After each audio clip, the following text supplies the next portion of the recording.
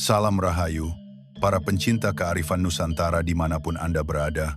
Hari ini ruh leluhur membawa Anda menyelami salah satu misteri kelahiran yang paling menggugah sekaligus penuh teka-teki, sebuah fenomena yang jarang terjadi, namun syarat makna spiritual dalam tradisi kita.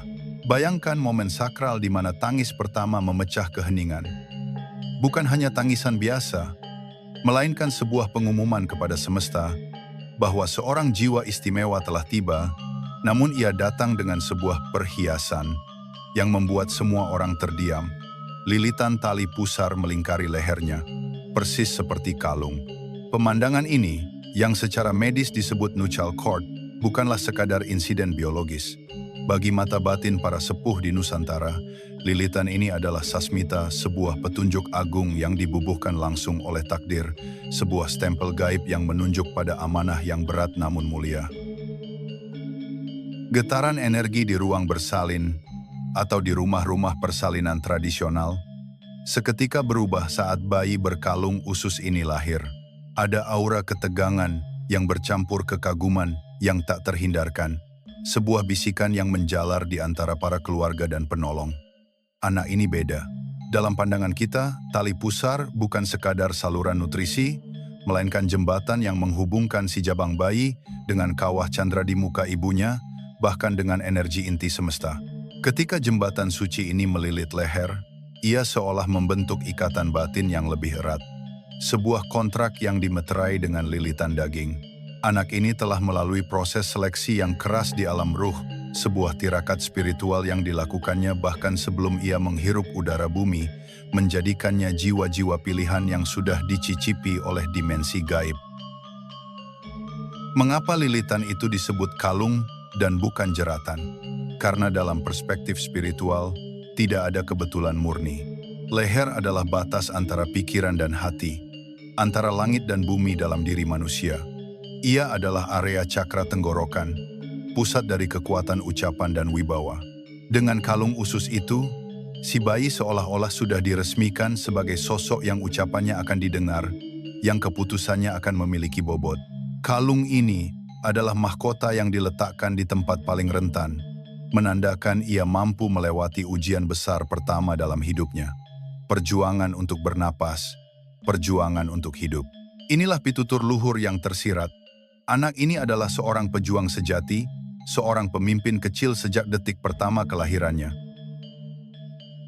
Leluhur kita mengajarkan ilmu Titan, ilmu yang membaca setiap isyarat alam. Mereka mengamati anak-anak yang terlahir dengan kalung ini seringkali memiliki pola hidup yang unik. Mereka mungkin rewel di awal, energinya terlalu besar, atau sebaliknya sangat tenang dan sulit diprediksi. Ini adalah refleksi dari energi dualisme yang mereka bawa antara potensi bahaya lilitan dan anugerah kewibawaan kalung.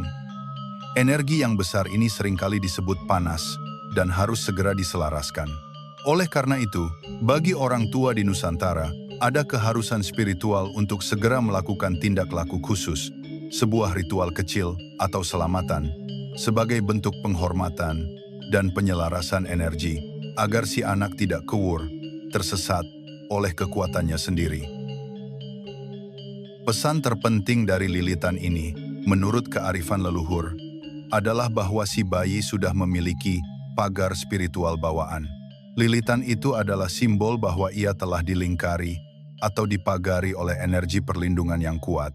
Ia menunjukkan bahwa sang anak datang tidak dengan tangan kosong, melainkan sudah membawa bekal berupa ikatan yang sangat kuat dengan dimensi asal-usulnya, ikatan yang melampaui logika.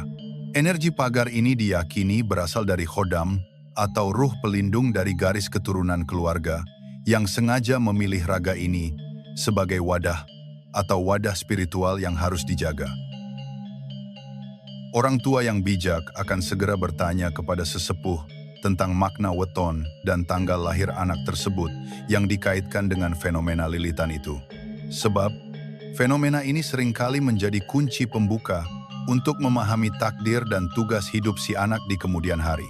Kelahiran bayi kalung usus adalah peringatan keras kepada keluarga bahwa mereka sedang mengemban titipan yang tidak biasa, sebuah pusaka hidup yang menuntut perhatian dan penghormatan spiritual yang lebih dalam. agar energi pagar bawaan ini dapat kokoh dan tidak runtuh. Maka, ketika kita melihat bayi mungil ini, jangan hanya terpaku pada kekhawatiran fisik, selami lebih dalam energi yang ia pancarkan. Ia adalah jawaban atas doa-doa leluhur. Ia adalah harapan yang dititipkan untuk meluruskan silsilah keluarga. Fenomena kelahiran ini adalah pembuka gerbang menuju pemahaman bahwa hidup ini adalah simfoni antara yang tampak dan yang gaib. Bersiaplah untuk memahami mengapa anak-anak ini sering disebut sebagai satrio piningit kecil yang kelak akan memegang peranan penting di zamannya.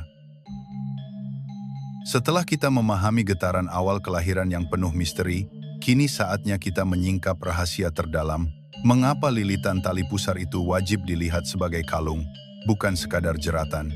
Para leluhur kita yang memiliki kawaskitaan tinggi mengajarkan bahwa apa yang terjadi di alam fisik hanyalah cerminan dari alam ruh. Lilitan itu tidak terjadi tanpa izin dan kehendak dari dimensi yang lebih tinggi. Ia adalah sebuah sandangan, sebuah perhiasan spiritual yang dikenakan oleh ruh bayi sebelum ia benar-benar menyatu sempurna dengan raganya. Ini adalah simbol bahwa si jabang bayi telah menyelesaikan fase penting di kawah candra di muka ibunya, keluar dari tempat penggodokan suci, dan mengenakan lencana tanda kelulusannya. Kekuatan yang tersembunyi di balik lilitan ini adalah magnet yang menarik perhatian banyak mata batin. Dalam tradisi spiritual Jawa, tali pusar yang melilit leher dipercaya sebagai penanda ikatan abadi dengan sedulur papat limo pancer. Saudara gaib kita Kakang Kawah, Adi Ari-Ari, Getih, dan Puser memiliki peran penting dalam menjaga kehidupan. Ketika puser tali pusar melingkari pancer pusat kesadaran, yaitu si bayi, itu menunjukkan bahwa keempat saudara gaib tersebut telah melakukan perlindungan maksimal sejak awal. Mereka seolah berbaris melingkari tuannya, menegaskan bahwa si anak ini berada dalam pengawasan langsung. Tidak boleh diganggu-gugat. Lilitan ini menjadi simpul energi yang tidak bisa dipisahkan, menguatkan batin si anak, agar selalu terhubung dengan sumber kekuatan batinnya yang berakar pada energi kosmis dan keluarga. Lilitan ini, yang kita sebut kalung, adalah manifestasi dari pusaka bawaan yang bersifat gaib. Setiap manusia memiliki bekalnya masing-masing, tetapi anak dengan tanda ini membawa bekal berupa tameng atau perisai yang melekat pada dirinya. Tameng ini bekerja secara otomatis, menolak bala atau energi negatif yang datang menyerang, bahkan menolak sihir atau guna-guna yang ditujukan padanya. Kekuatan perlindungan ini sangat murni, sebab ia berasal dari ikatan darah dan ikatan batin yang suci. Keistimewaan ini membuat anak-anak tersebut seringkali sulit disentuh oleh pengaruh luar yang buruk, menjadikan mereka memiliki semacam imunitas spiritual alami yang luar biasa, sebuah anugerah dari Kanjeng Ibu Bumi dan Rama Angkasa. Kalung pusar ini juga menjadi sumber pamor dan kewibawaan yang abadi. Pamor adalah daya tarik tak terlihat yang membuat seseorang dihormati, disegani, atau bahkan ditakuti tanpa perlu banyak bicara. Pada anak-anak ini, pamor itu sudah terinstalasi sejak lahir. Lilitan di leher, di pusat kendali komunikasi dan otoritas, memastikan bahwa getar suaranya memiliki daya magis. Mereka memiliki aura kepemimpinan yang membuat orang lain cenderung mengikuti atau mendengarkan. Bahkan, banyak orang tua zaman dahulu percaya, anak-anak ini kelak akan menjadi sosok yang diwedeni, yakni ditakuti, karena karisma alami dan energi batinnya yang besar, bukan karena kekerasan. Jika dilihat dari sudut pandang simbolisme kuno, tali pusar yang melingkar adalah penanda bahwa si bayi telah diruat sejak sebelum lahir. Secara tradisional, ruatan adalah upacara pembersihan dan penebusan nasib. Dengan lilitan yang melingkar, seolah-olah bayi tersebut sudah menjalani ritual pembersihan yang paling ekstrim saat ia berjuang untuk hidup dalam lilitan itu. Ini adalah stempel gaib yang menegaskan bahwa jiwanya sudah terkonsentrasi, fokus, dan siap untuk mengemban tugas suci. Stempel ini adalah pengakuan dari alam ruh, bahwa jiwa ini adalah milik para leluhur untuk membawa misi besar. Energi dari ikatan gaib ini menuntut kesadaran batin dari orang tua. Lilitan itu adalah pengingat bahwa si anak memiliki hutang budi kepada leluhur dan kepada semesta yang telah memilihnya. Hutang ini harus dibayar bukan dengan uang, melainkan dengan laku dan tirakat yang dilakukan oleh si anak maupun orang tuanya. Ruang gerak si anak ini tidak sebebas anak-anak lain. Ia harus hidup dalam koridor etika spiritual dan kearifan yang tinggi. Ikatan gaib ini adalah sumpah diam yang mengikatnya pada kebaikan dan tugas-tugas kemanusiaan. Oleh karena itu, fenomena kalung usus ini membawa kita pada pemahaman yang lebih dalam. Ia adalah simbol takdir yang sudah diukir sejak dalam kegelapan rahim. Bukan hanya sekadar tanda lahir, ia adalah peta jalan spiritual yang akan menentukan seluruh perjalanan hidupnya.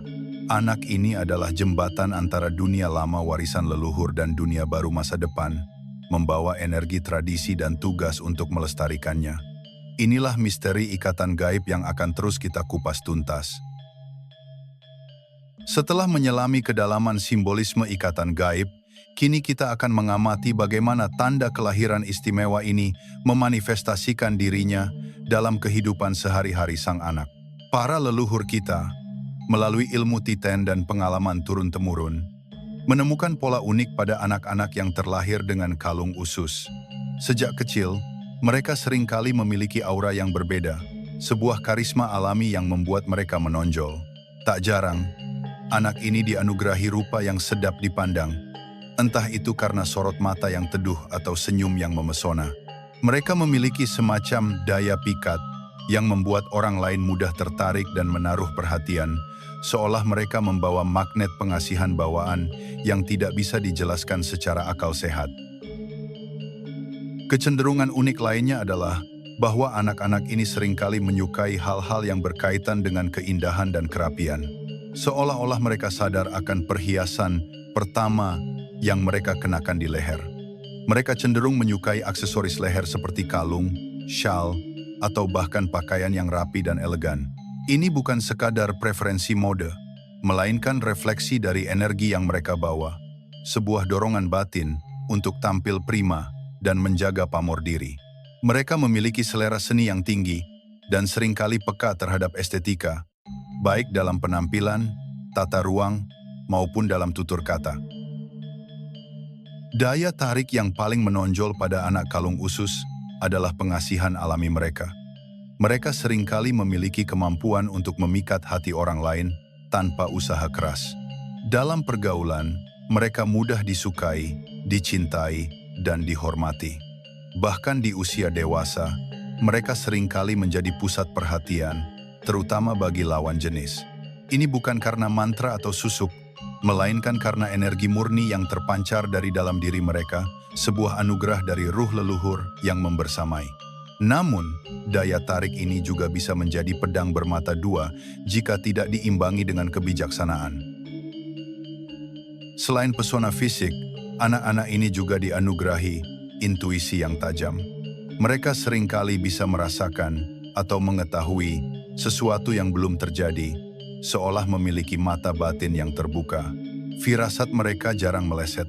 Mereka dapat membaca suasana hati orang lain, bahkan menembus topeng yang disematkan di wajah.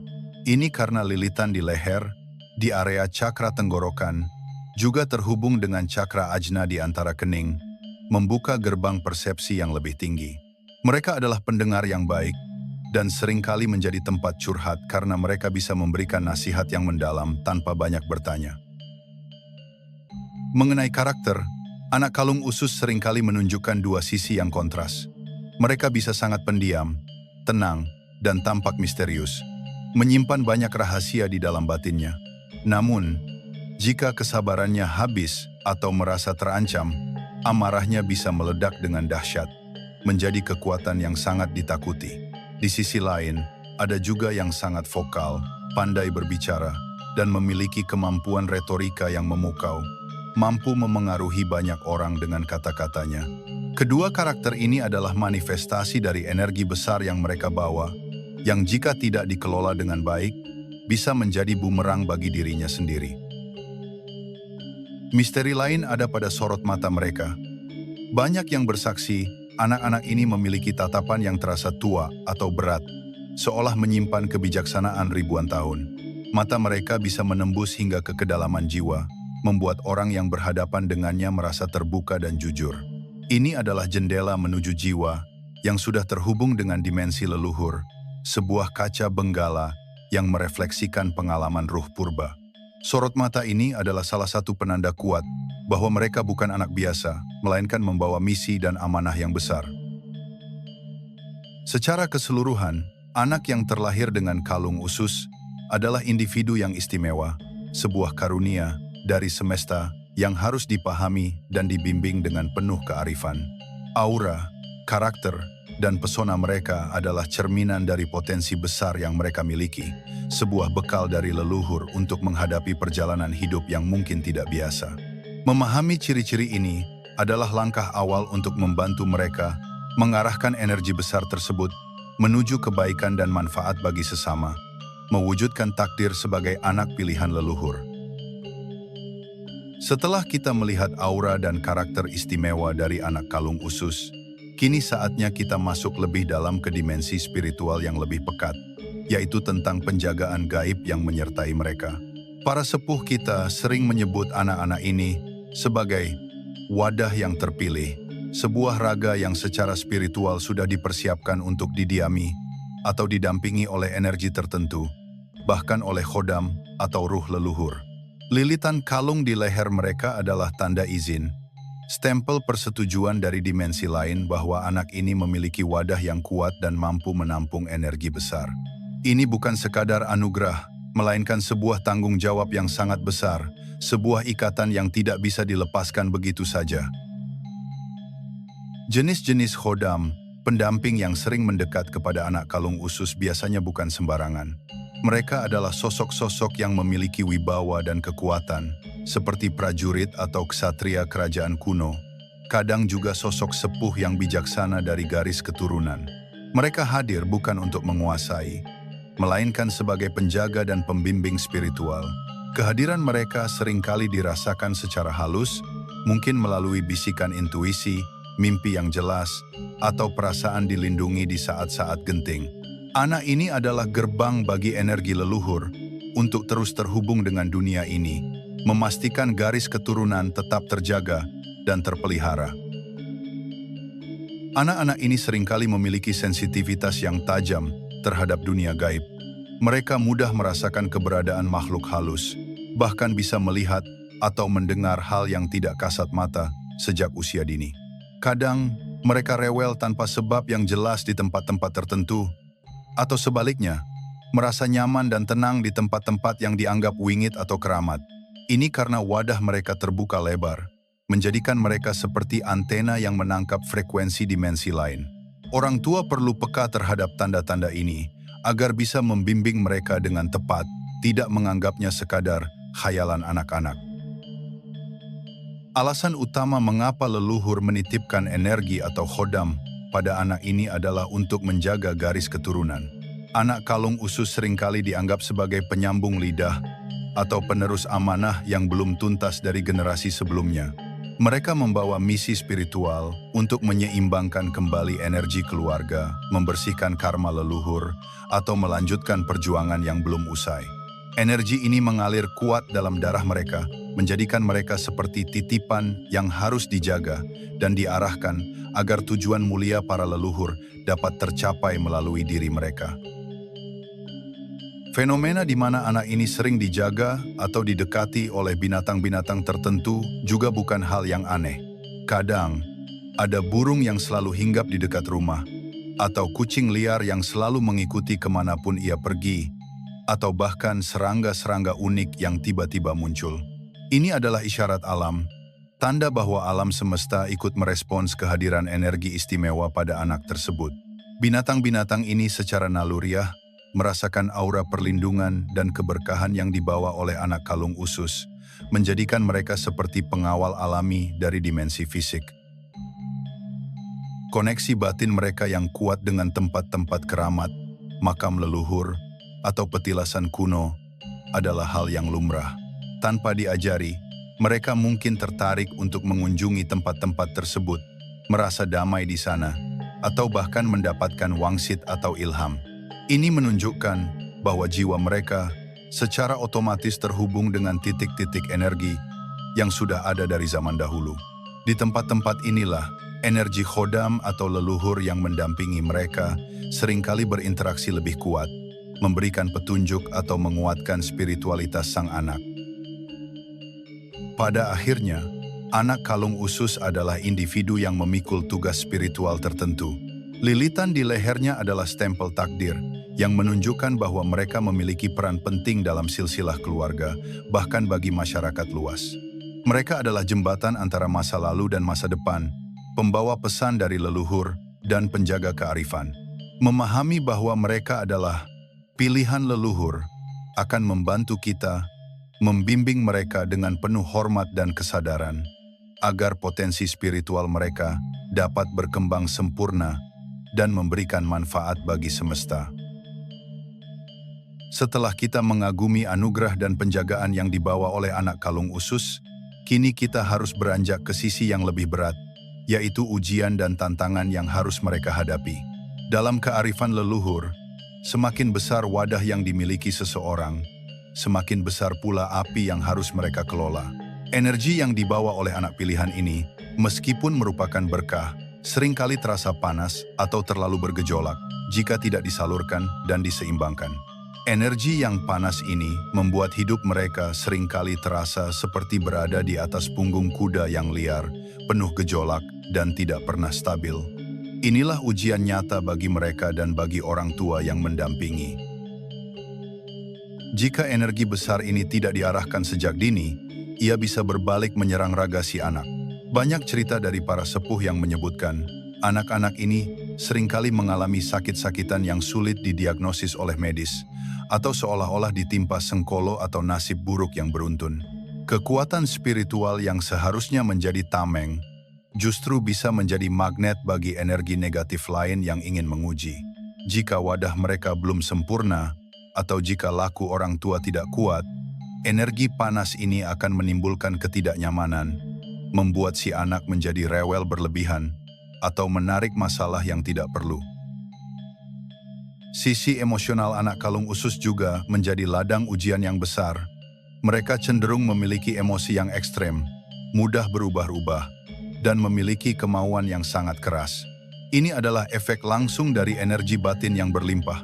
Mereka bisa sangat penyayang dan berempati pada suatu saat, namun di waktu lain, amarah mereka bisa meledak seperti lahar yang tidak tertahankan. Mereka harus belajar menguasai api dalam diri mereka sendiri, agar kekuatan karisma yang mereka miliki tidak berubah menjadi kesombongan atau temperamen yang merusak hubungan dengan sesama. Keseimbangan antara pikiran, hati, dan raga menjadi kunci utama dalam perjalanan hidup mereka. Dalam urusan percintaan dan hubungan asmara, anak-anak ini sering menghadapi tantangan unik.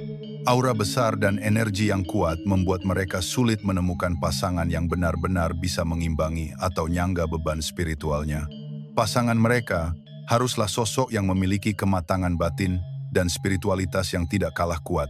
Tidak jarang, hubungan mereka terasa seperti roller coaster, penuh drama dan pasang surut, karena energi merah dan putih dalam diri mereka terus bergesekan. Menemukan jodoh weton yang tepat menjadi perjuangan tersendiri bagi mereka yang membawa amanah leluhur ini.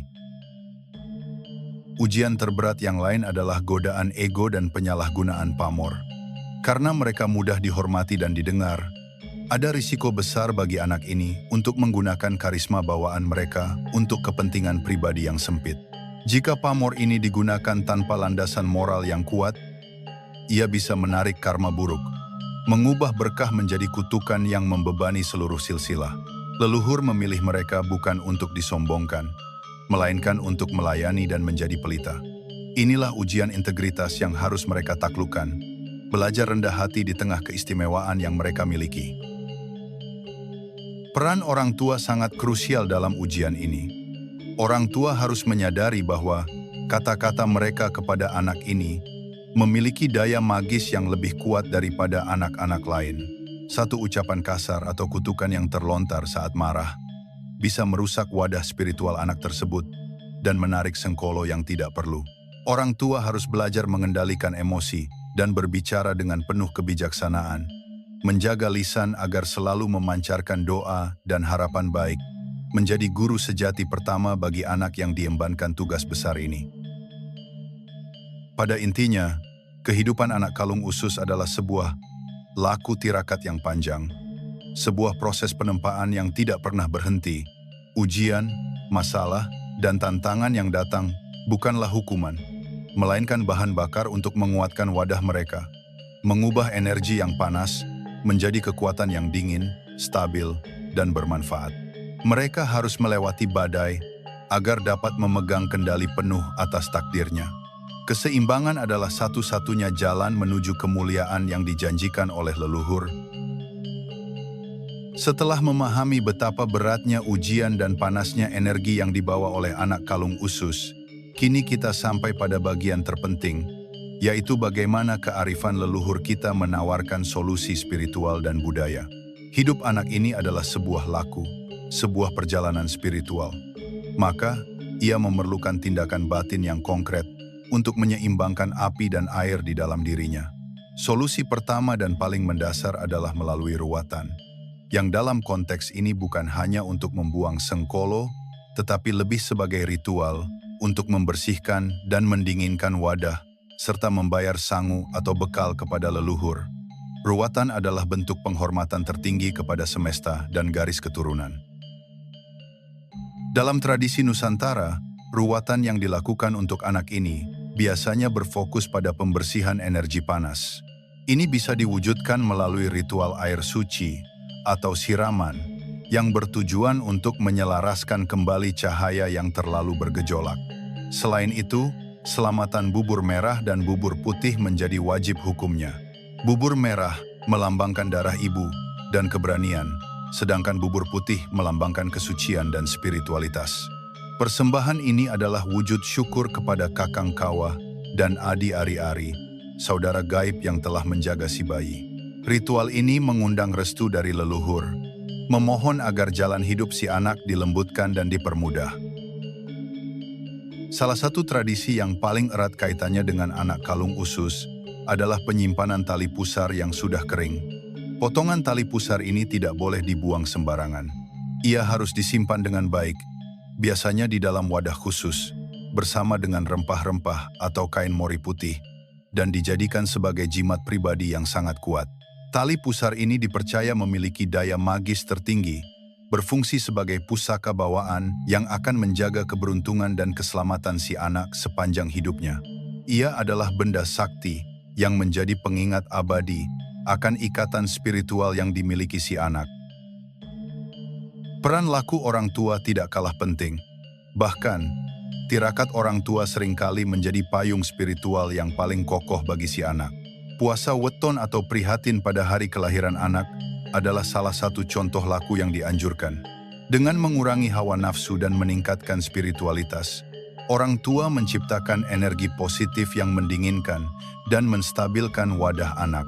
Ini adalah bentuk tanggung jawab batin orang tua untuk memastikan wadah anak mereka kuat dan siap menanggung beban spiritual yang diembannya, sebuah praktik cinta kasih tertinggi dalam pandangan leluhur. Untuk membantu menstabilkan energi yang panas, anak ini juga dianjurkan untuk dekat dengan unsur-unsur penyeimbang. Mereka harus sering bersentuhan dengan air mengalir, seperti mandi di sungai atau di mata air yang jernih, untuk mendinginkan energi api. Selain itu, mereka dianjurkan mengenakan warna-warna tertentu atau memiliki benda-benda yang terbuat dari alam, seperti kayu bertuah atau batu alam yang dapat meredam gejolak batin. Ini bukan sekadar aksesoris, melainkan media penyalur energi, membantu mereka menyelaraskan frekuensi tubuh dengan frekuensi alam semesta. Dalam tradisi spiritual Nusantara, kekuatan doa dan mantra leluhur menjadi benteng pertahanan terakhir. Anak ini perlu diajarkan mantra atau doa yang sudah diwariskan secara turun-temurun. Doa-doa yang mengandung pujian kepada alam, kepada Tuhan, atau kepada leluhur, berfungsi sebagai benteng batin yang memperkuat aura putih mereka. Setiap kata yang diucapkan dengan keyakinan akan menjadi getaran energi yang menolak bala dan menguatkan ikatan dengan khodam pendamping. Lidah mereka harus dijaga, sebab ucapan mereka memiliki bobot, dan doa yang mereka panahkan akan segera diamini oleh semesta. Pada akhirnya, ruatan dan segala laku yang dijalankan memiliki satu tujuan utama, yaitu penguasaan diri. Ini adalah proses untuk mengubah api menjadi pelita, mengubah berat menjadi berkah, dan memastikan anak ini dapat menempuh jalannya menuju takdir agung tanpa tersesat oleh gejolak batinnya sendiri. Dengan bimbingan tirakat yang benar, anak pilihan leluhur ini akan tumbuh menjadi sosok yang seimbang, membawa manfaat bagi keluarga, dan menjadi pelita bagi Nusantara. Menyaksikan perjalanan panjang dan penuh makna dari anak kalung usus, dari getaran kelahirannya yang mistis hingga ujian energinya yang mendalam, kita kini sampai pada puncak pemahaman. Fenomena ini bukan lagi sekadar keunikan fisik yang menimbulkan kekhawatiran, melainkan sebuah anugerah tak ternilai, sebuah tiket emas menuju takdir agung yang sudah disiapkan oleh semesta. Lilitan di lehernya bukan lagi jeratan, melainkan sebuah mahkota, sebuah lencana keberanian yang telah ia dapatkan sejak awal perjuangan hidupnya. Ini adalah panggilan untuk bersyukur, untuk memahami bahwa setiap tanda alam memiliki pesannya sendiri, dan setiap jiwa yang terlahir adalah bagian dari rencana besar Sang Pencipta. Penting bagi kita, sebagai masyarakat Nusantara, untuk tidak lagi memandang kalung usus sebagai hal yang menakutkan atau membawa kesialan. Sebaliknya, mari kita ubah stigma itu menjadi rasa syukur dan penghormatan. Anak-anak ini adalah mutiara-mutiara dari zaman yang telah lama dinanti, membawa potensi besar untuk menjadi pemimpin, penyembuh, atau pembawa kebaikan. Mereka adalah jembatan yang menghubungkan kita dengan kearifan leluhur, sebuah pengingat bahwa di dalam setiap individu tersembunyi kekuatan spiritual yang luar biasa, menunggu untuk diasah dan dikembangkan. Bagi para orang tua yang memiliki anugerah ini, pesan dari ruh leluhur adalah, jangan takut, tetapi waskita. Bimbinglah anak Anda dengan penuh kesabaran, cinta kasih, dan pemahaman spiritual yang mendalam. Jadilah guru pertama yang mengajari mereka tentang nilai-nilai luhur, tentang pentingnya laku tirakat, dan tentang bagaimana menyelaraskan energi dalam diri mereka. Jauhkan mereka dari godaan duniawi yang dapat merusak wadah spiritualnya. Ingatlah, kata-kata Anda adalah mantra, dan tindakan Anda adalah cerminan takdir bagi mereka. Anak kalung usus ini, jika dibimbing dengan benar, kelak akan menjadi pancer atau tiang penguat bagi keluarga, bahkan bagi masyarakat luas. Mereka akan tumbuh menjadi sosok yang memiliki kewibawaan alami, intuisi yang tajam, dan kemampuan untuk memimpin dengan hati. Mereka akan menjadi pelita yang menerangi jalan, membawa keseimbangan di tengah kegaduhan, dan menjaga api kearifan leluhur tetap menyala. Inilah visi yang dititipkan oleh para pendahulu kita, sebuah harapan yang harus kita jaga bersama. Maka dari itu, marilah kita terus melestarikan budaya leluhur kita, menggali lebih dalam ilmu Titan, dan memahami setiap isyarat dari alam semesta. Setiap fenomena, sekecil apapun, mengandung makna. Dengan begitu, kita tidak akan pernah kehilangan arah, dan anak-anak kita akan selalu terhubung dengan akar spiritual mereka yang kokoh. Ini adalah warisan tak benda yang paling berharga, sebuah kebijaksanaan yang telah teruji oleh zaman dan harus terus diturunkan kepada generasi mendatang. Akhirnya, pesan penutup dari ruh leluhur, teruslah laku, teruslah berproses, dan teruslah percaya pada kekuatan batin yang ada dalam diri setiap insan. Hidup ini adalah perjalanan spiritual, dan setiap individu adalah anak pilihan dalam takdirnya sendiri. Jadilah terang, jadilah pengayom, dan jadilah penerus kebaikan. Semoga energi leluhur senantiasa membimbing kita semua. Rahayu, Rahayu, Rahayu.